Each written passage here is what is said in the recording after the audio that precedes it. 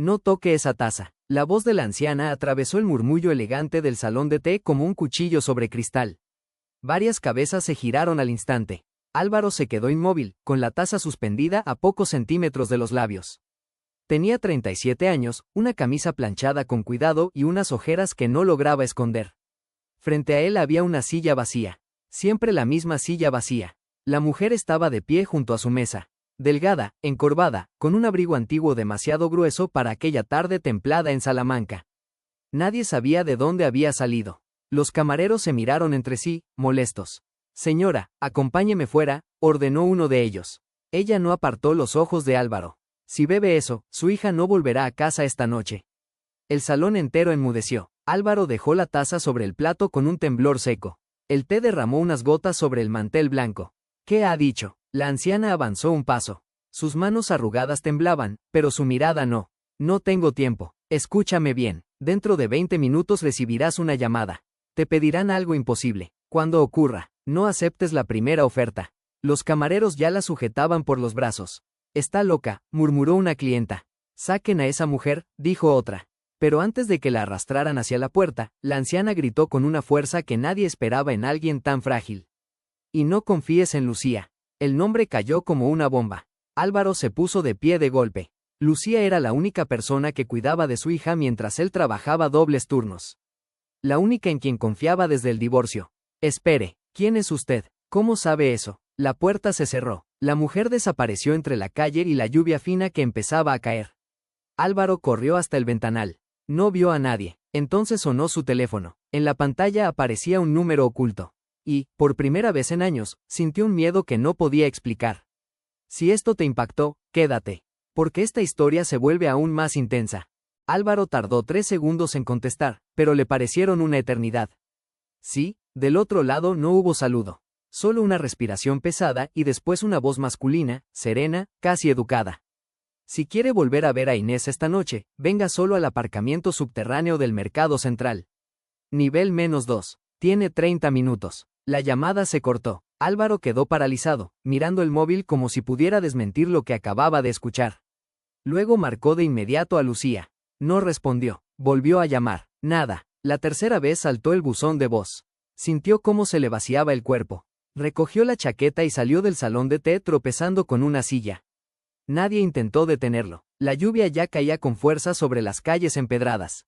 Corrió hasta su coche viejo, un Seat con más kilómetros que valor de mercado, y arrancó con manos temblorosas. Mientras conducía, su cabeza golpeaba recuerdos como puertas mal cerradas. 5 años antes, Álvaro había perdido casi todo en menos de 12 meses.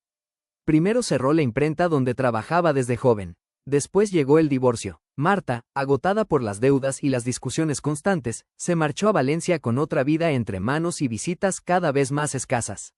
Inés se quedó con él. Tenía entonces 6 años y una costumbre extraña. Cada noche dejaba una galleta partida en 2 sobre la mesa, por si papá no había cenado. Álvaro jamás olvidó aquello. Desde entonces trabajaba donde podía. Repartidor por las mañanas, camarero en eventos los fines de semana, mantenimiento en una residencia algunas noches. Dormía poco, debía mucho y sonreía solo cuando su hija lo miraba. Lucía apareció en ese tiempo. Vivía 2 portales más abajo. 32 años, amable, eficiente, siempre dispuesta a recoger a Inés del colegio cuando él no llegaba. Había sido un alivio. Preparaba meriendas, ayudaba con deberes y jamás pidió más dinero del acordado. Incluso Inés la adoraba. Lucía huele a vainilla, decía. Por eso el grito de la anciana seguía clavado en su cabeza. No confíes en Lucía. Llegó al Mercado Central y descendió al aparcamiento subterráneo. El eco del motor rebotó entre columnas grises y luces frías. Casi no había coches. En el nivel -2 vio una furgoneta negra con las puertas traseras abiertas. Un hombre trajeado lo esperaba apoyado en el capó.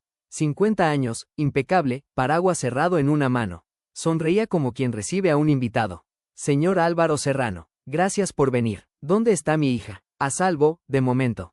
Álvaro se lanzó hacia él, pero 2 hombres salieron de detrás de una columna y lo frenaron con facilidad. «Tranquilo», dijo el trajeado. «Nadie quiere hacerle daño. Solo necesitamos su colaboración». Sacó una carpeta marrón y se la tendió. Dentro había planos, fotografías y un horario de accesos de la residencia donde Álvaro trabajaba por las noches. «Mañana entra usted a las 10 de la noche. Necesitamos que deje abierta la puerta del archivo médico y desconecte una cámara durante 6 minutos. Álvaro levantó la vista. ¿Está usted loco? Ahí hay historiales, medicación, ancianos. Y también documentos que pertenecen a mi familia. No pienso hacerlo. El hombre sonrió aún más. Sacó una tableta, tocó la pantalla y la giró hacia él. Inés aparecía sentada en una habitación desconocida, abrazando su mochila escolar. Lloraba en silencio. Tiene hasta mañana por la noche para decidir.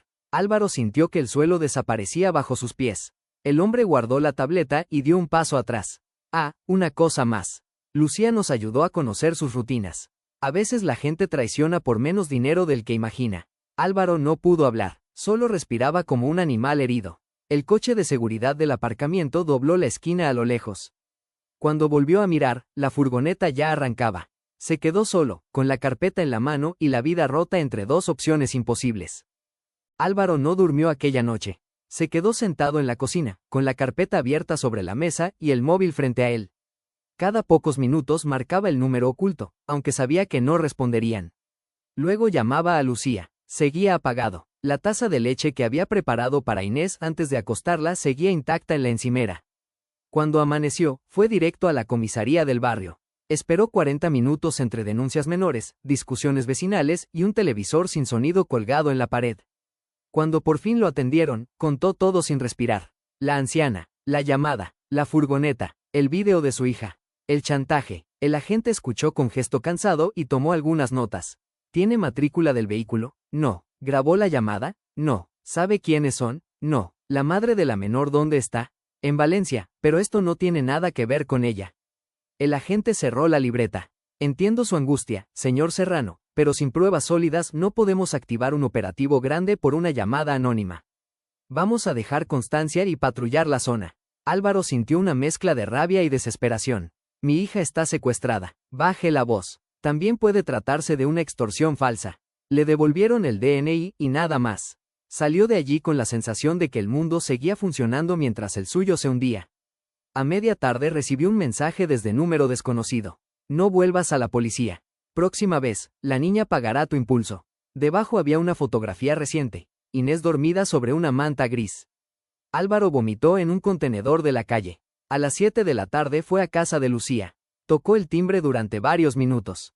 Nadie abrió. Una vecina del tercero asomó la cabeza. Se marchó esta mañana con 2 maletas. ¿Se marchó a dónde? No lo sé. Iba muy arreglada. Hasta sonreía. Cada palabra fue una puñalada. Regresó a su piso y encontró otro golpe.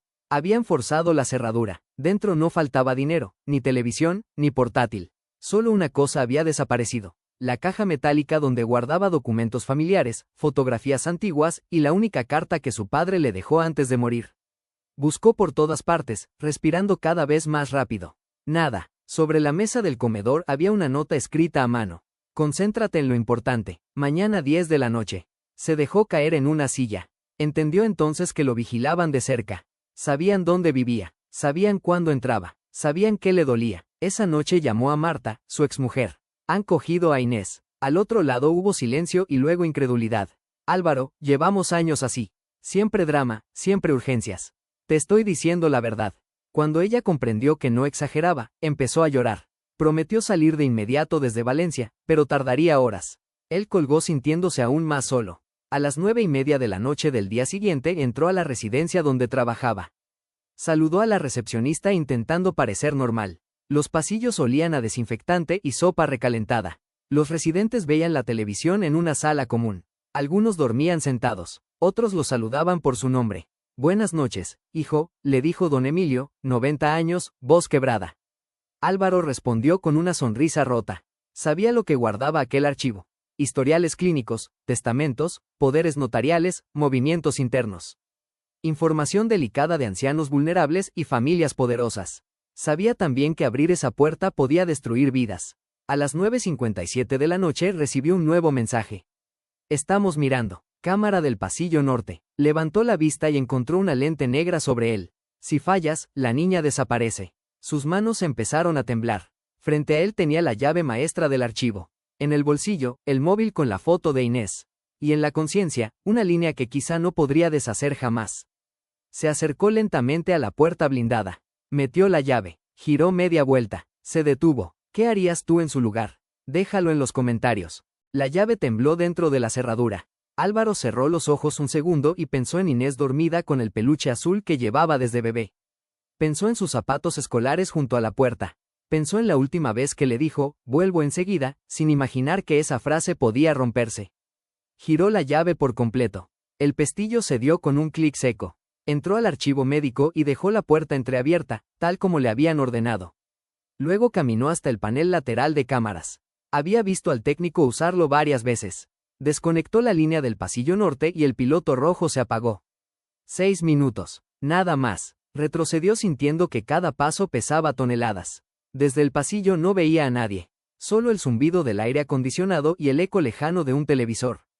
Pasó 1 minuto. Después 2. Entonces escuchó ruedas. Una silla de transporte apareció doblando la esquina, empujada por un celador que Álvaro no conocía. En la silla iba dormida doña Mercedes, una residente de 87 años con demencia leve y una fortuna inmobiliaria de la que todos hablaban en voz baja. El falso celador llevaba mascarilla y gorra. Detrás de él caminaba otro hombre con una carpeta. Álvaro comprendió de golpe que no venían por papeles. Venían por ella. Gritó. El hombre soltó la silla y echó a correr hacia la escalera de emergencia. El segundo empujó a Álvaro contra una estantería metálica y huyó detrás. Las carpetas cayeron al suelo como lluvia. Doña Mercedes despertó confundida y comenzó a llorar. La alarma interna se disparó segundos después. Personal de seguridad, enfermeras y supervisores invadieron el pasillo. Encontraron a Álvaro dentro del archivo, la cámara desconectada, la puerta abierta y a la residente temblando. No hicieron más preguntas. Lo esposaron allí mismo. No he sido yo. Me obligaron. Eso se lo cuentas al inspector, respondió un vigilante. Los trabajadores que lo conocían apartaron la mirada. Don Emilio observaba desde el fondo del corredor, decepcionado. Aquello dolió más que las esposas. Horas después, en comisaría, revisaron cámaras externas. Se veía a 2 hombres entrar por una puerta de servicio minutos antes. Usando una tarjeta de acceso asignada temporalmente a Álvaro por mantenimiento. Todo estaba preparado. Lo acusaron de colaborar en intento de secuestro, acceso indebido a documentación sensible y negligencia grave. La noticia apareció al amanecer en medios locales. Empleado de residencia implicado en trama contra anciana heredera. Su nombre completo. Su fotografía sacada de redes antiguas. Comentarios feroces. Marta llegó justo cuando lo trasladaban. ¿Dónde está nuestra hija?, gritó llorando. Álvaro quiso abrazarla, explicarse, pedir perdón por todo y por nada. No pudo. 2 días después quedó en libertad provisional mientras investigaban, pero ya no tenía trabajo. La residencia lo despidió por falta gravísima. El casero le exigió rentas atrasadas. Los padres del colegio comenzaron a murmurar cuando lo veían acercarse. Nadie quería escuchar matices, solo titulares. Entró a su piso y encontró otro golpe más cruel que todos. La habitación de Inés estaba vacía. Marta se había llevado la ropa restante, los cuadernos, el peluche azul, hasta el cepillo de dientes. Sobre la cama había una nota breve. Hasta que se aclare todo, no volverás a verla. Álvaro cayó de rodillas. No lloró de inmediato. Primero miró alrededor como si algo fuera a desmentir la escena. Luego apoyó la frente en el colchón desnudo y el sonido que salió de su garganta no parecía humano. Había perdido el trabajo, la reputación, la custodia de hecho de su hija. Y seguía sin saber dónde estaba Inés. Esa noche, sentado en el suelo del pasillo, sonó el timbre. Al abrir, no encontró a nadie. Solo un sobre blanco. Dentro había una fotografía reciente de Inés mirando a la ventana, y una frase escrita al reverso. Aún puedes perder más. Álvaro pasó la noche observando aquella fotografía hasta descubrir un detalle mínimo. En el reflejo del cristal aparecía un letrero invertido, Residencia San Jerónimo. No era una casa clandestina. No era un sótano. Era otro geriátrico privado situado a las afueras, conocido por alojar clientes adinerados con máxima discreción. Comprendió algo más importante. Quienes lo habían usado conocían el negocio de las residencias desde dentro. Entonces recordó a la anciana del salón de té. Y recordó un apellido que escuchó meses atrás en conversaciones del trabajo, Valcárcel.